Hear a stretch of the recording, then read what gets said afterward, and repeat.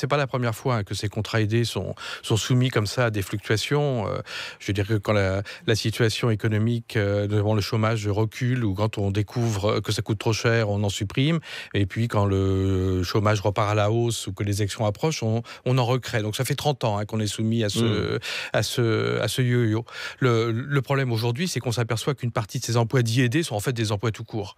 Et que ce sont des gens qui sont devenus des éléments du fonctionnement des établissements, beaucoup dans le premier degré. Je pense notamment au directeur d'aide d'école, mais c'est l'État lui-même qui a proposé que ce soit les emplois aidés qui Mmh. soient des emplois, si je puis dire.